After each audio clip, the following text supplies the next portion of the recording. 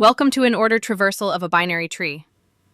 In an in-order traversal, we visit the left child first, then the root node, and finally the right child. In-order traversal is especially useful in binary search trees. It returns the nodes in sorted order. Also, it's one of the depth-first traversal techniques, along with pre-order and post-order. Let's understand this with a simple example. We begin with the left subtree of the root node A. From A, we go to its left child B. Then from B, we move further left to reach node C.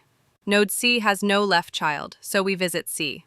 Now we return to the parent node B and visit it. Next, we move to the right child of B, which is node D. Node D has no left child, so we visit D. We've now completed the entire left subtree of A, so we visit the root node A. Now we move to the right subtree of A, starting with node E. From E, we go to its left child F. We visit node F as it has no children.